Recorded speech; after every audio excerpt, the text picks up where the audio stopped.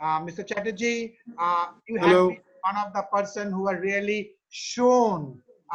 You are an example. You are a role model for thousands of youngsters about how from an ordinary person you have taken your business to an extraordinary level, not just in India but in so many places. And now that we are thinking about entrepreneurship as one of the major trust, and we are trying to put it in education, as Professor Moitro has so brilliantly told us. So we'll come back to you, and please tell us about a little bit of your story also, and how this can really inspire a lot of our youngsters. My understanding of entrepreneurship is all about that you need to be enterprising.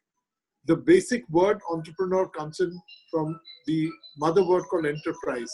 So when you are working on any kind of a project, or when you have a dream, it is not necessary that you need to have money.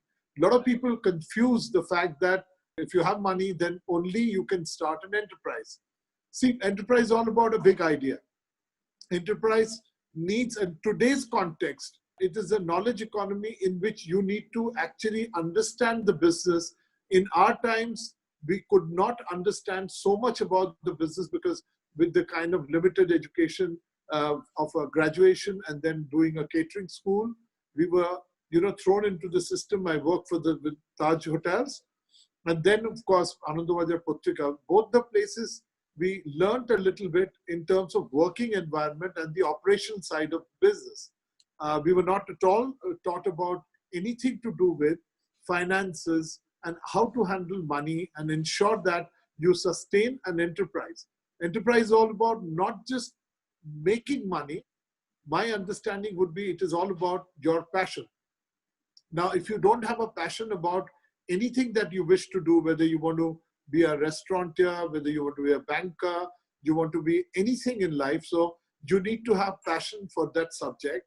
I understand that it is all about passion, hard work, and then at the end of it, it's discipline, because you need to be disciplined to do anything in life, and definitely entrepreneurship. For example, there are lots of companies who are going bankrupt because of the fact that they did not follow financial discipline. So they did not understand that debt is not the right route. Debt equity is fine, but then you can see that lots of people have leveraged themselves beyond a particular point. Then they can't come back, and there have been fiascos within the entrepreneurial world. Back to the fact that education, we never learned anything about entrepreneurship. I was also working for both the companies, Taj Group or Anandavajar Putrika, but there was something within me which said, because food has been my passion, so I said that fine, why don't we do something beyond doing advertising, and actually started an advertising agency which followed with the food, understanding that okay, let's go and cook and make a small restaurant, knowing nothing about restauranting except in my catering school and maybe a little bit of exposure in the advertising business. We said that no. So there was a passion. It was a mom and pop shop, and we started very humbly called Only Fish, which then became a little serious because many people were coming. And you will see that many of these small shops and stores have started. I'm only talking about food and beverage because I'm a foodpreneur, entrepreneur who sells food or creates an ambience for food. So so you will see them, they're very enterprising. A lot of people are quitting and leaving their jobs and also come into this kind of a, feeling that, okay, you can do that. But in our times, when I actually got into starting my business, my mother asked me whether I will get a salary or not at the end of the month. So the overall understanding, I come from a middle class family, and there is a lot of insecurity which is built with entrepreneurship. Yes, there is. But there's also insecurity in jobs.